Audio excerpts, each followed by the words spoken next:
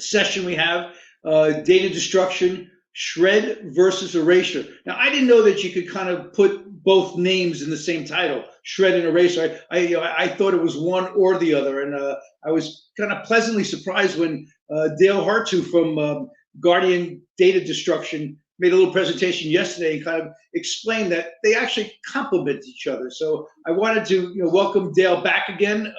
Thank you, Dale. Guardian's a single source provider for data destruction. They do packaging, they do logistics, data centers, on-site, off-site, anywhere. So with that, I'm going to kind of disappear and let Dale take the stage all by himself. Dale, thank you for being here again. Joe, thank you very much. Thank you to the entire ASCDI family, Joe, Karen, Billy, even though he stands on the wrong side of the golf ball. Thank you for all of your support. Guardian is proud to be a member, and we've had a wonderful relationship working with the ASCDI members.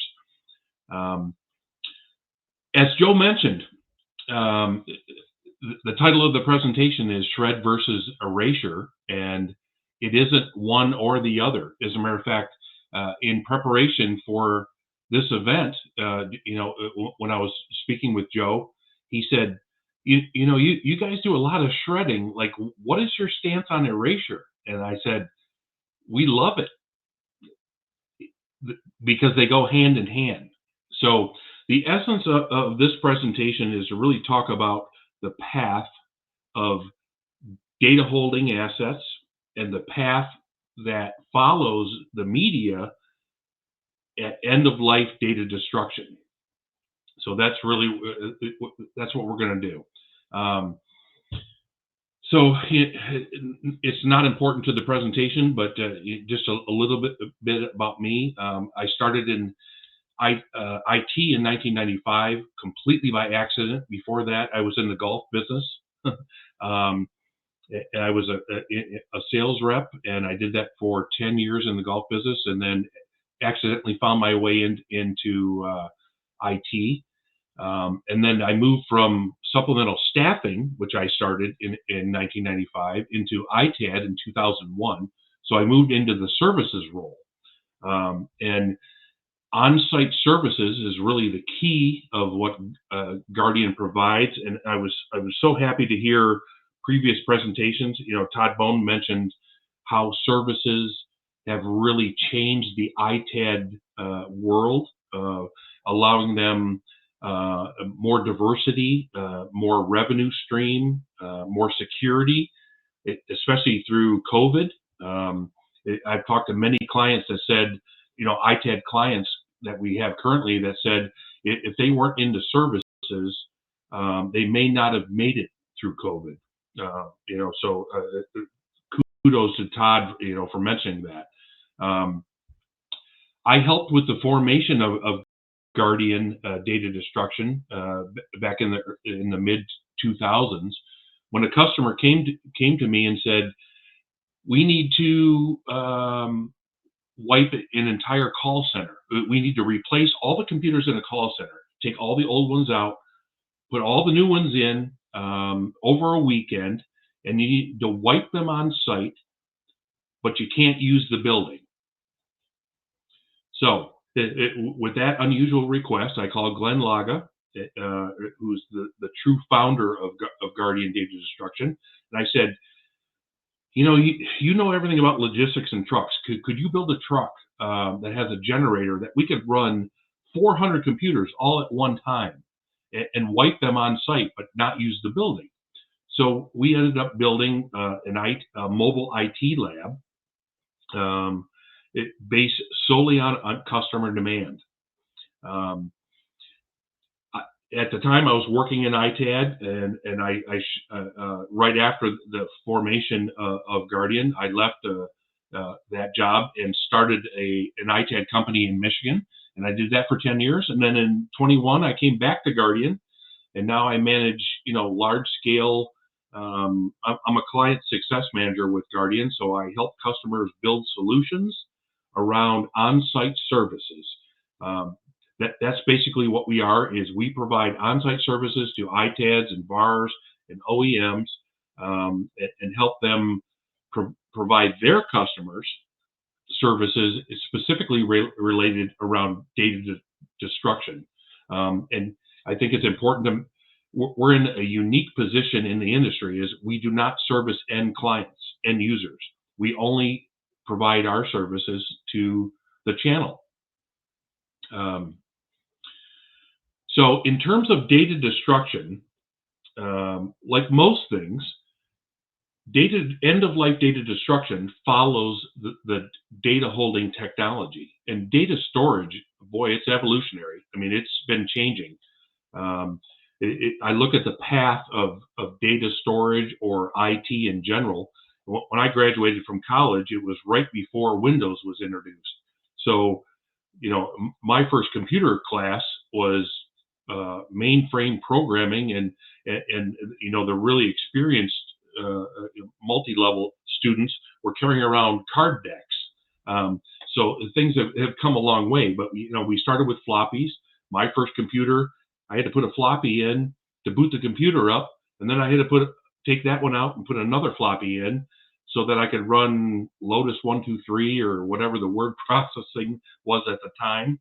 And things are constantly evolving. Magnetic tape, big platter-based hard drives, then the introduction of solid state, which has totally changed the way, the technology around the way data is stored and the media that it's stored on, and in turn, it's changed the way we have to deal with that technology at the end of life.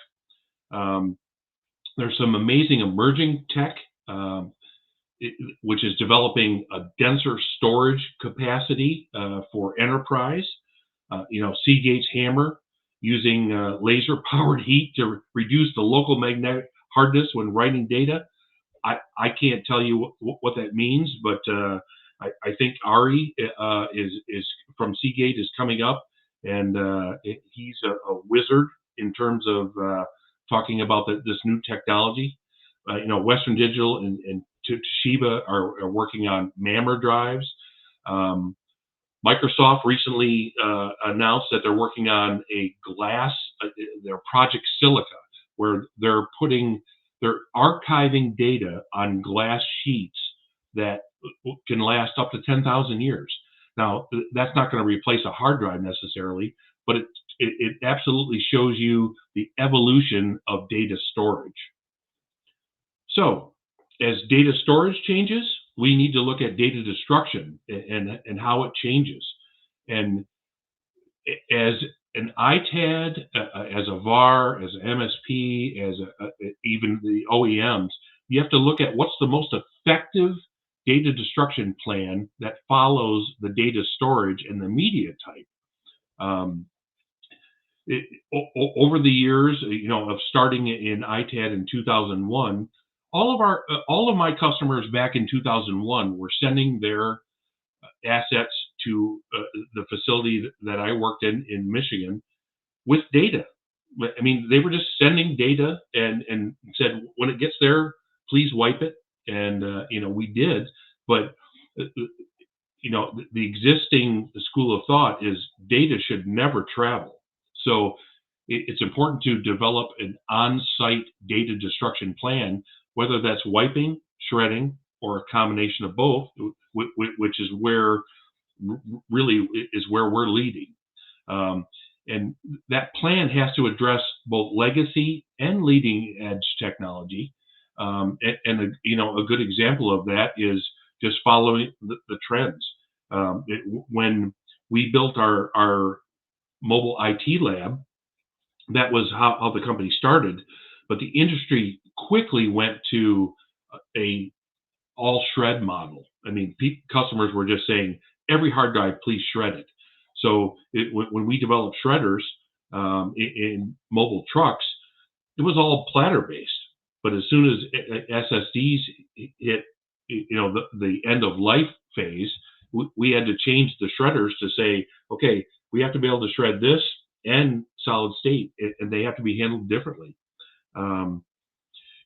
It's important to note that a data destruction plan that your customers are developing could be based on a lot of different variables. economics, what's the most cost-effective solution. ESG goals, ESG goals. I've actually done presentations strictly on ESG goals and how it relates to end-of-life data destruction. And I'm really glad to hear different speakers bringing up the ESG goals, because most of your clients have something on their website 9 out of 10 times about their ESG goals. And as an ITAD, as a VAR, as an IT solutions provider, you can help your clients with their ESG goals by balancing the ratio of white versus shred. And then standards, obviously, the standards are constantly changing, over the years, and have to be addressed. And a good data destruction plan takes all of the standards into effect. Basically, a data sanitization program, it needs to be able to handle anything that your customer has in their environment, whether it's it may be extremely old, it may be fairly new, it may be just off lease, it may be 3 years old, it may be 10 years old. It could be tape, it could be platter drive, it could be SSD, it could be encrypted drives. So when you're helping your clients develop a data end-of-life data destruction program, it needs to apply to everything that they have in their environment. Primarily, the two main solutions are shredding and wiping. And as Joe mentioned, even though the title of the presentation is shredding versus or wiping versus shredding, it isn't necessarily all one or all the other. We believe the best solution is a hybrid solution that incorporates both. And that's because the changing needs, the changing technology, we have absolutely seen a transition from our customers and their customers, who are the end user clients. There is a huge trend in developing a hybrid data destruction process. 2.5 years ago, our company had one technician that was trained and qualified to do on-site wiping, and that includes laptops, desktops, or enterprise.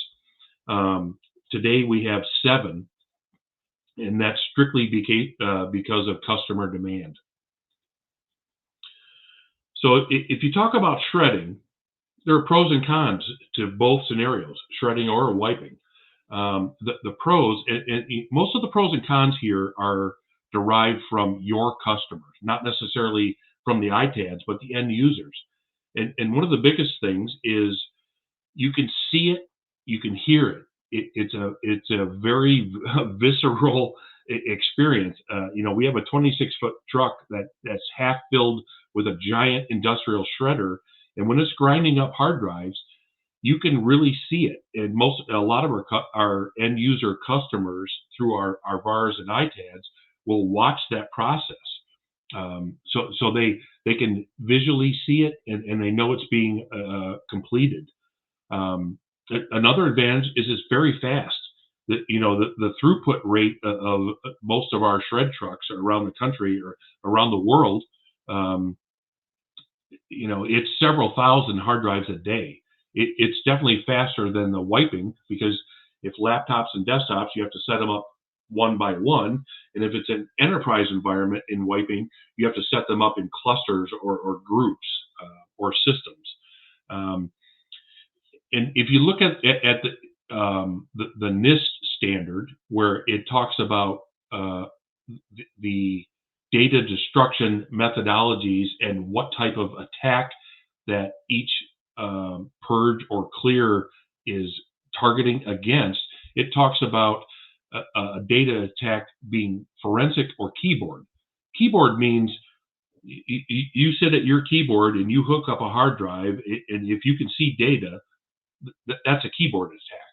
A forensic attack is a laboratory with very expensive equipment, very highly trained people, a lot of money invested, and that represents a forensic attack. It's a totally different level.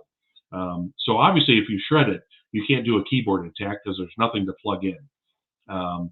And generally, shredding is a little bit lower cost than wiping, primarily because of the throughput. The cons: the hard drive can't be reused by your customer or anybody on the planet. And if you look at the concept of reduce, reuse, recycle, shredding hard drives is not necessarily the best option for all hard drives. It's the only option for some hard drives, and it's a great option for many hard drives, but wiping is a critical component that we would like to continue to see our customers trend toward. And shredding is not as environmentally friendly as reusing, and that's true with anything. Whether we're talking about glass bottles or cardboard or hard drives. So the pros and cons of wiping. The pros, obviously, as we talked about with shredding, able to reuse the media.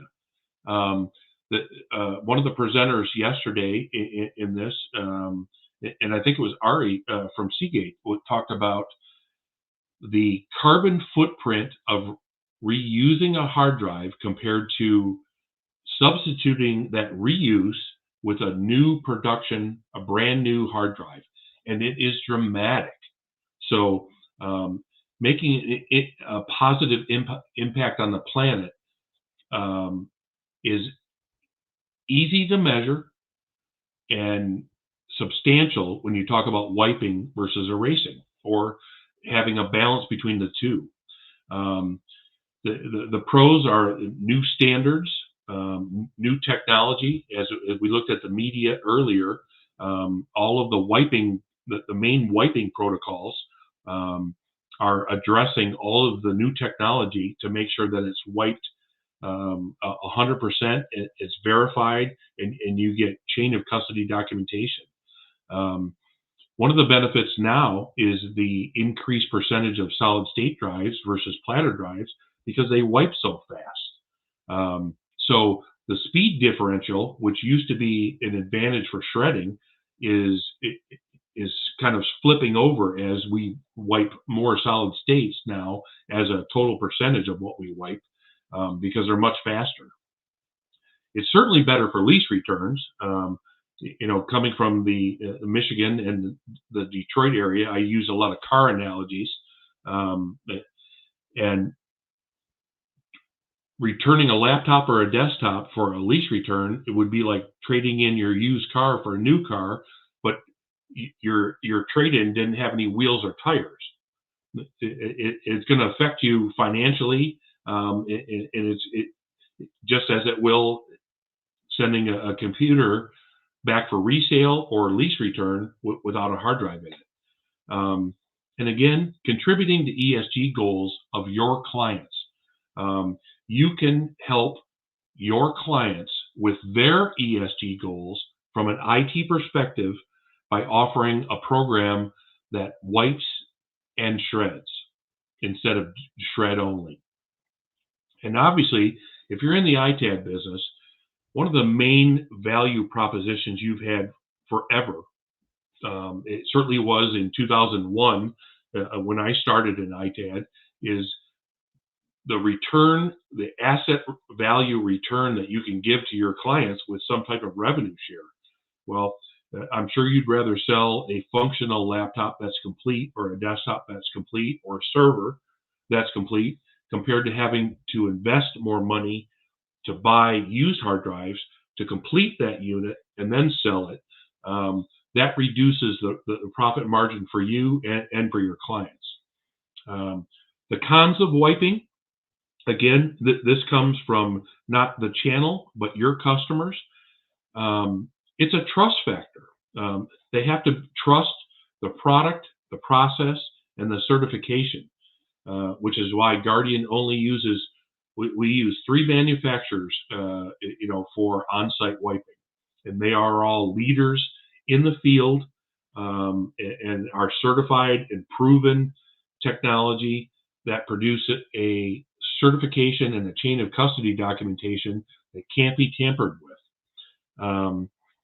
One of the cons, there's no visible, audible, physical evidence.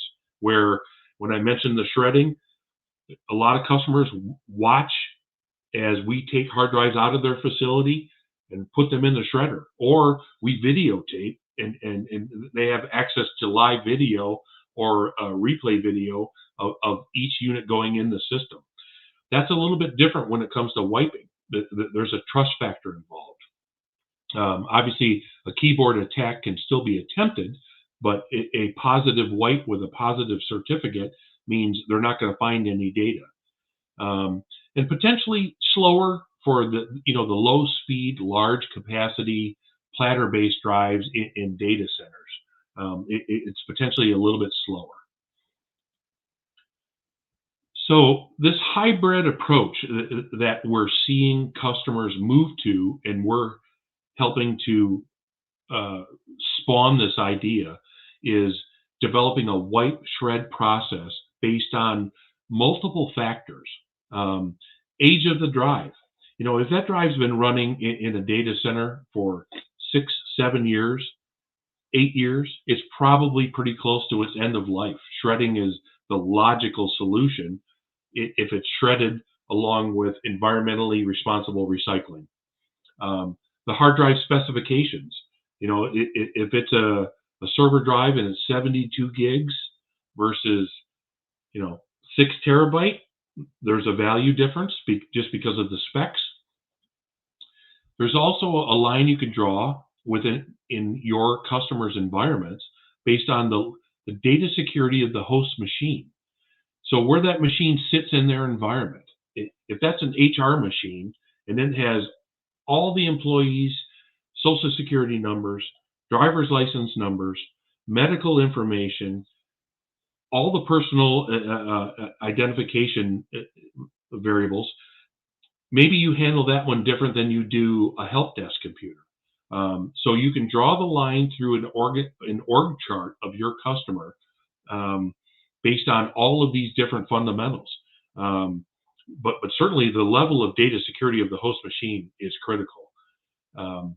In terms of failures, whether it's a laptop failure or a hard drive failure, when we're on site doing wiping, anything that doesn't pass that wipe has to be pulled and shredded. So shredding is not going away. It's absolutely critical to the industry. But what we're seeing is a trend of wipe and shredding working together. And again, client ESG goals.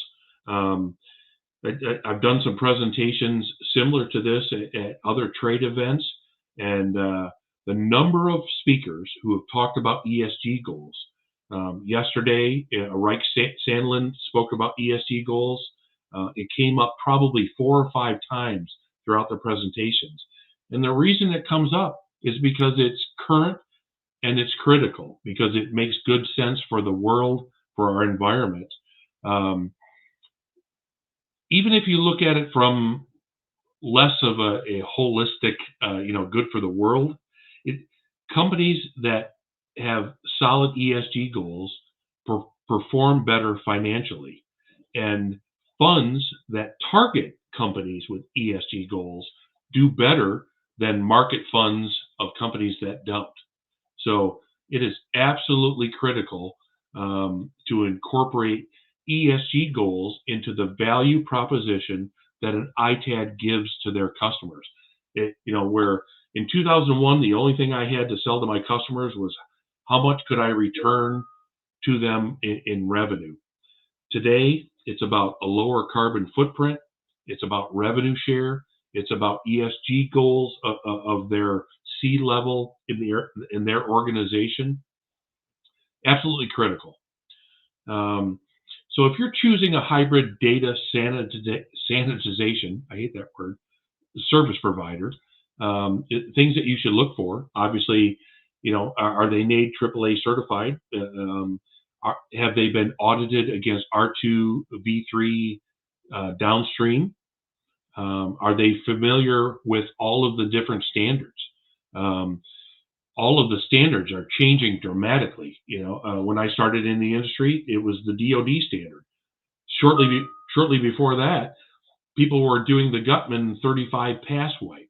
Well, that's gone by the wayside based on the new technology in media and data storage.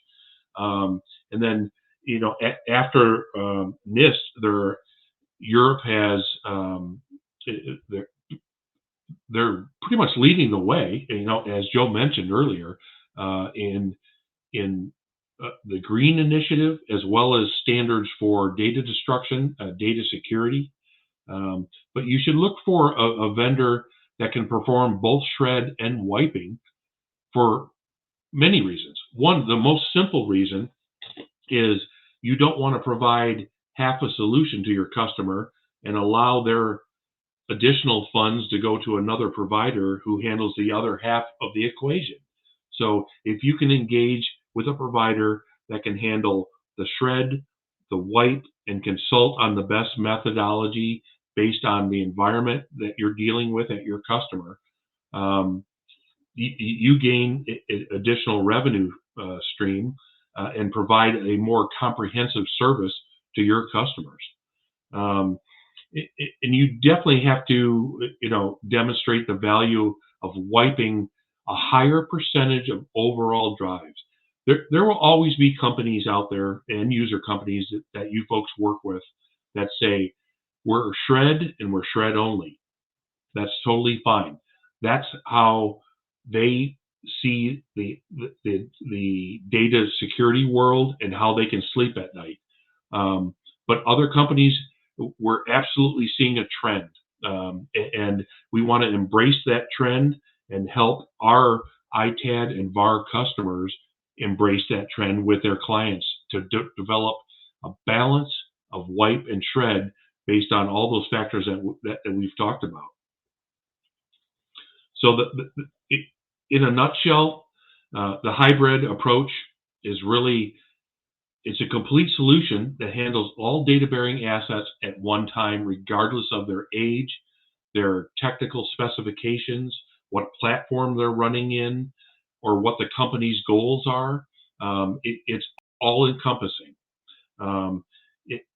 It obviously increases the resale value of assets, and it contributes to the green approach.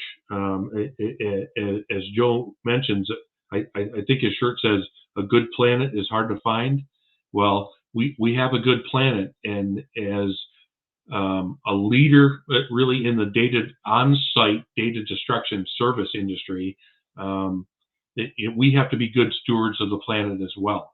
So anything we can do to help all of us within this channel produce better results without compromising data security, because data security is no joke, and end-of-life data security is the low-hanging fruit.